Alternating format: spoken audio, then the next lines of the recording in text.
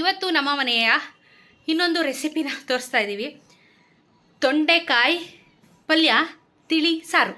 ಒಳ್ಳೆ ಕಾಂಬಿನೇಷನ್ ಅಲ್ವಾ? ತೊಂಡೆಕಾಯಿ ಪಲ್ಯ ಮತ್ತು ತಿಳಿ ಸಾರು recipe. Very simple, very dimple, ಸಖತ್ತಾಗಿರುತ್ತೆ.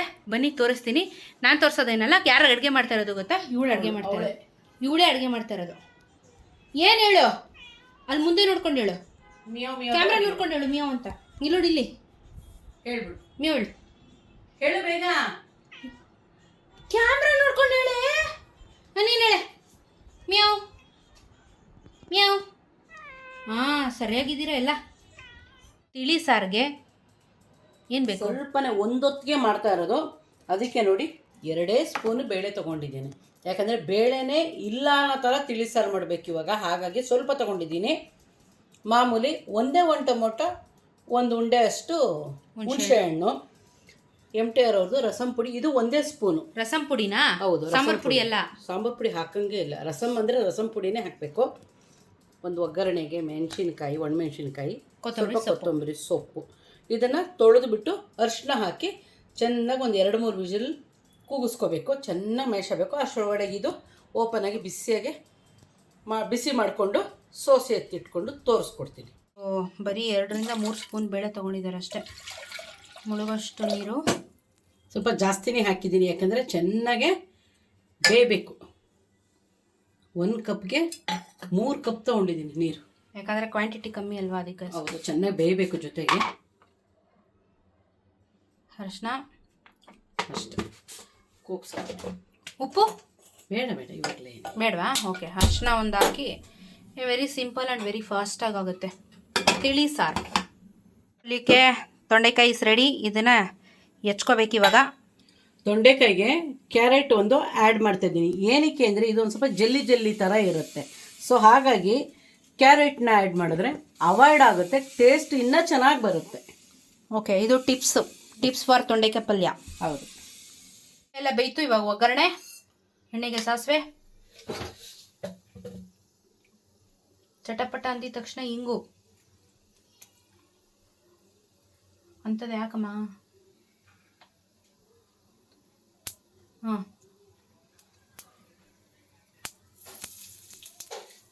ಅದ್ರ ಜೊತೆ ಅದು ಚಟಪಟ ಅಂತದೆ. ಒಣಮೆಣಸಿನ್ಕಾಯ ಅಲ್ಲ, ಸಾರಿ, ಬ್ಯಾಡಗಿ ಮೆಣಸಿನ್ಕಾಯಿ. ಬ್ಯಾಡಗಿ ಮೆಣಸಿನ್ಕಾಯಿ ಕರಕೆ.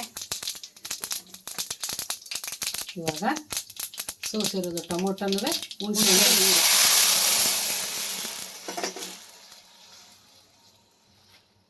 ಉಪ್ಪು, ಅದೊಂದು ಸ್ವಲ್ಪ ಅದು ಹುಳಿ ವಾಸನೆ ಎಲ್ಲ ಹೋಗೋವರೆಗೂ ಒಂಚೂರು ಕುದೀತಾ ಇದೆ.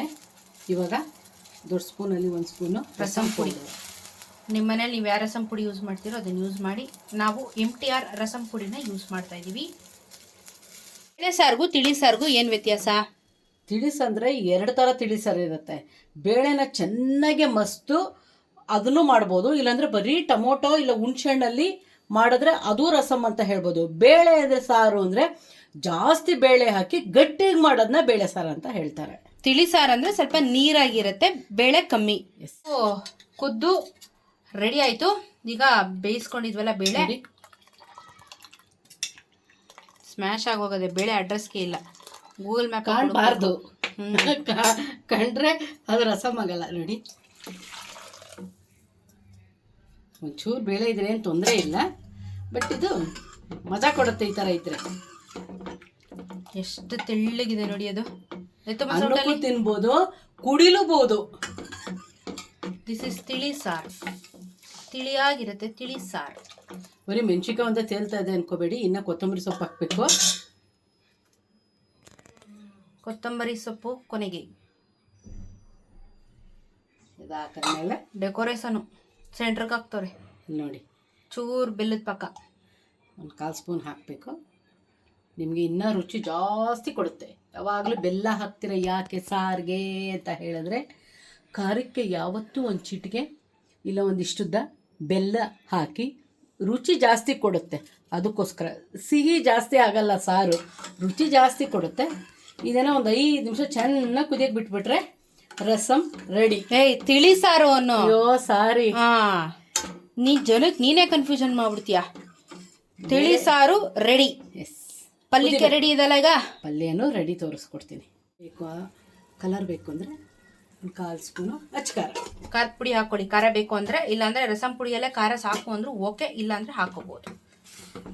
ಚೆನ್ನಾಗಿ ಕುದಿಬೇಕು, ತಕ ತಕ ತಕ ತಕ ತಕ ತಕ ತಕ ಅಂತ ಮಜಾ ಬರುತ್ತೆ ಚೆನ್ನಾಗಿ ಕುದ್ರೆ. ಕಲರ್ ಎಲ್ಲ ಚೆನ್ನಾಗಿ ಕಾಣಿಸ್ತಾ ಇದೆ ನೋಡೆಲ್ಲ ಕಲರು ಬಿಟ್ಟು ಘಮ್ಮ ಅನ್ನುತ್ತೆ ಮನೆಯೆಲ್ಲ ನೋಡು. Okay, ready.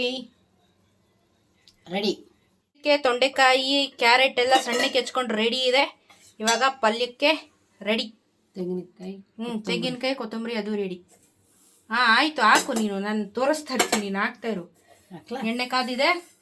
ಕಡಲೆಬೇಳೆ, ಉದ್ದಿನಬೇಳೆ, ಸಾಸಿವೆ ಎಲ್ಲ ಸ್ವಲ್ಪ ಜಾಸ್ತಿ ಹಾಕಬೇಕು. ಕಟುಮ್ ಕುಟುಮ್ ಅನ್ಬೇಕದು.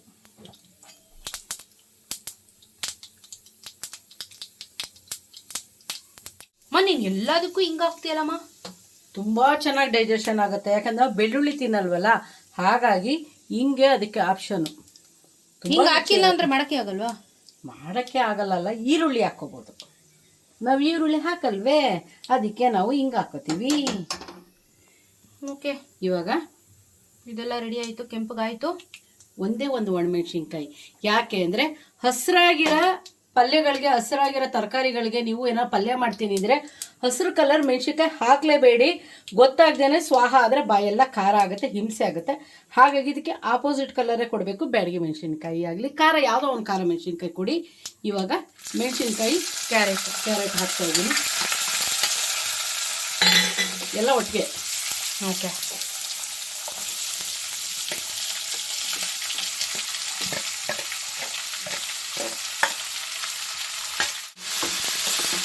ಇದು ಸ್ವಲ್ಪ ಪ್ರೊಸೆಸ್ ಅಲ್ವಾ, ಜಾಸ್ತಿ ತೊಂಡೆಕಾಯಿ ಬೇಯಕ್ಕೆ. ಸ್ವಲ್ಪ ಲೋಳೆ ಥರ ಇರುತ್ತೆ, ಹಾಗಾಗಿ ಸ್ವಲ್ಪ ಎಣ್ಣೆನ ಫ್ರೈ ಮಾಡಿಕೊಂಡ್ರೆ ಸ್ವಲ್ಪ ಚೆನ್ನಾಗಿ ಕ್ರಿಸ್ಪಿಯಾಗಿ ಬರುತ್ತೆ ಪಲ್ಯ.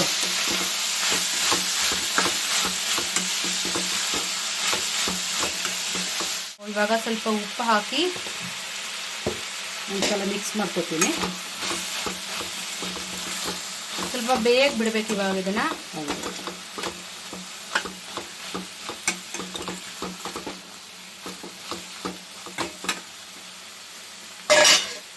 ಇವಾಗ ಅದಕ್ಕೆ ಸ್ವಲ್ಪ ವಾಟರ್ ಪುಟ್ಟಿಂಗ್ ಬೇಕಲ್ವಾ, ಅದಕ್ಕೆ ವಾಟರ್ ಪುಟ್ಟಿಂಗ್ ಮಾಡೋಣ. ಎಷ್ಟು ನೀರು ಹಾಕ್ಬೇಕು ಇದಕ್ಕೆ? ಸ್ವಲ್ಪನ ಫುಲ್ ಮುಳುಗೋ ಥರನ? ಅರ್ಧ ಮುಳುಗಷ್ಟಿದ್ರೆ ಸಾಕು, ಬೇಕೊಳ್ಳುತ್ತೆ. ಸಾಫ್ಟಾಗಿರುತ್ತಲ್ವ ತೊಂಡೆಕಾಯಿ, ಹಾಗಾಗಿ ಇನ್ನು 1.5 ಗ್ಲಾಸ್ ಹಾಕ್ತೀವಿ, ಚಿಕ್ಕ ಗ್ಲಾಸಲ್ಲಿ ನೋಡಿ, ಇಷ್ಟು 1.5 ಗ್ಲಾಸ್. ಇವಾಗ ಒಂದ್ಸಲ ಮಿಕ್ಸ್ ಮಾಡಿಬಿಟ್ಟು ಮುಚ್ಚಿಟ್ಬಿಡೋಣ. ಒಂದು 5-10 ನಿಮಿಷ ಆಗುತ್ತೆ. ಯಾಕಂದರೆ ಕ್ಯಾರೆಟ್ ಮಂದ ಇರೋದ್ರಿಂದ ಸ್ವಲ್ಪ ಎರಡು ಜೊತೆಗೇನೆ ಬೇಯಬೇಕು. ಮುಚ್ಚಿಟ್ಬಿಡೋಣ ಈಗ. See you after 10 minutes ತೊಂಡೆಕಾಯಿ. And ಕುಲ್ಜಾ ಸಿಮ್ ಪಲ್ಯ ಇಸ್ ರೆಡಿ. ಚೆನ್ನಾಗಿ ಬಂದೈತೆ. ಸ್ವಲ್ಪ ನೋಡು, ಸ್ವಲ್ಪ ನೀರಿನ ಅಂಶ. ಓಕೆ, ಆ ನೀರಿನ ಅಂಶ ಕಂಪ್ಲೀಟ್ ಡ್ರೈ ಆಗಬೇಕಾ? ಹೌದು. ಓಕೆ ಫ್ರೆಂಡ್ಸ್, ಇನ್ನೊಂದು 10 ನಿಮಿಷ ಕಾಯೋಣ. 10 ನಿಮಿಷ ಅಲ್ಲ, 1 ನಿಮಿಷ.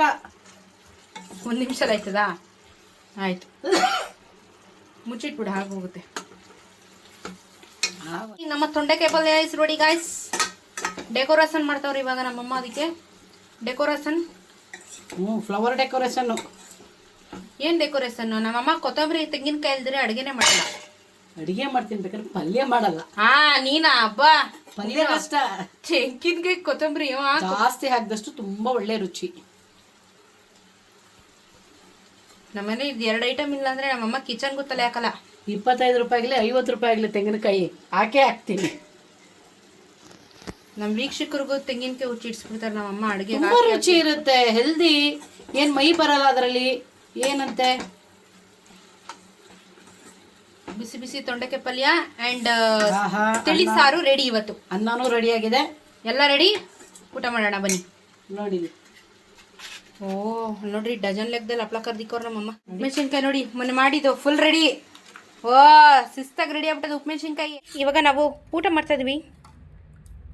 ಅನ್ನಕ್ಕೆ ತಿಳಿ ಸಾರು ಮೇಲೆ ಹಾಕು. ಯಾ ಸ್ವಲ್ಪ ಬಡಿಸ್ಲಾ? ಚೂರು. ಹಾಂ, ಓಕೆ.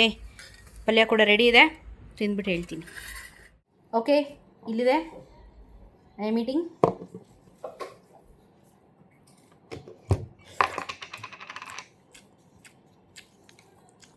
ಬಂಗಾರದಂಗಿದೆ, ಸತ್ಯವಾಗ್ಲೂ ಬಂಗಾರದಂಗಿದೆ ನೋಡಿ. ಇದಕ್ಕೇನು ಗೊತ್ತಾ, ಚೆನ್ನಾಗಿ ಸಾಂಬಾರು ಹಾಕು, ಹುಳಿ ತಿಳಿ ಸಾರು ನನಗೆ ಕನ್ಫ್ಯೂಷನ್ ಆಗುತ್ತಿದೆ. ಅನ್ನ ಕಮ್ಮಿ ಹಾಕ್ಕೊಂಡ್ರೂ ಪರವಾಗಿಲ್ಲ, 2 ಸೌಟು ಸಾರು ಹಾಕೋಬೇಕು. ಅದು ಸೂಪಿಯಾಗಿರಬೇಕು. ಆವಾಗಲೇ ನಿಮ್ಗೆ ಆ್ಯಕ್ಚುಲಿ ಅದ್ರದ್ದು ಟೇಸ್ಟ್ ಗೊತ್ತಾಗೋದು. ಗಟ್ಟಿ ಕಲಿಸ್ಕೊಂಡ್ರೆ ಟೇಸ್ಟ್ ಗೊತ್ತಾಗಲ್ಲ. ನಾನು ಒಂದೊಂದು ಸಲ ನನಗೆ ಆ್ಯಕ್ಚುಲಿ ಸ್ವಲ್ಪ ಗಟ್ಟಿ ಕಲಿಸ್ಕೊಂಡು ತಿನ್ನೋದಕ್ಕೆ ಇಷ್ಟ. ಬಟ್ ಕೆಲವೊಂದು ಇದರಲ್ಲಿ ನಾನು ತುಂಬ ನೀರು ಹಾಕಿ ತಿನ್ನೋಕ್ಕೆ ಇಷ್ಟಪಡ್ತೀನಿ. ಅದರಲ್ಲಿ ಒಂದು ತಿಳಿ ಸಾರು. ಇದು ಜಾಸ್ತಿ ನೀವು ಸಾರು ಹಾಕ್ಕೊಂಡಷ್ಟು ರುಚಿ ಚೆನ್ನಾಗಿರುತ್ತೆ. ಸೊ ನೋಡಿ, ಫುಲ್ ಹಿಂಗೆ ಬೊಂಬಾಟಾಗಿದೆ. ಹಿಂಗೆ ಅಂದ್ಬಿಟ್ಟು ಲಾಸ್ಟಿಗೆ ಏನು ಮಾಡಬೇಕು ಗೊತ್ತಾ, ಎಲ್ಲ ತಿಂದಮೇಲೆ ಹಾಕೊಂಬಿಟ್ಟು ಹಿಂಗೆ ತಿನ್ನಬೇಕು, ಅವಲ್ಲೇ ಮಜಾ ಬರೋದು. ತುಂಬ ಚೆನ್ನಾಗಿದೆ ತಿಳಿ ಸಾರು. ಮೆಣಸಿನ್ಕಾಯಿ ಸೂಪರ್ ಇದೆ. ಪಲ್ಯ ಟ್ರೈ ಮಾಡಲಾ? ತೊಂಡೆಕಾಯಿ ಪಲ್ಯ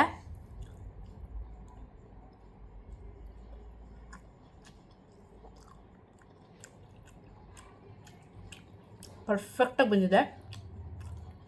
ಸ್ವಲ್ಪ ಕ್ರಿಸ್ಪಿ ಇದೆ, ತುಂಬ ಪಿಚ ಅನ್ಬಾರ್ದು. ಹಾಗೆ ಒಂದು 40 ಮುಕ್ಕಾಲು ಭಾಗ ಬೆಂದಿರಬೇಕು, ನೀನು 1/4 ಭಾಗ ಕ್ರಿಸ್ಪಿಯಾಗಿರಬೇಕು. ಒಳ್ಳೆ ಕಾಂಬಿನೇಷನು.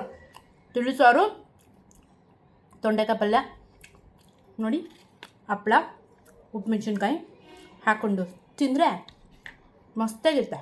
ಟ್ರೈ ಮಾಡಿ, ತುಂಬ ಈಸಿ ಆ್ಯಂಡ್ ತುಂಬ ಟೇಸ್ಟಿಯಾಗಿದೆ. ನಿಜವಾಗ್ಲೂ ಟೇಸ್ಟಿಯಾಗಿದೆ.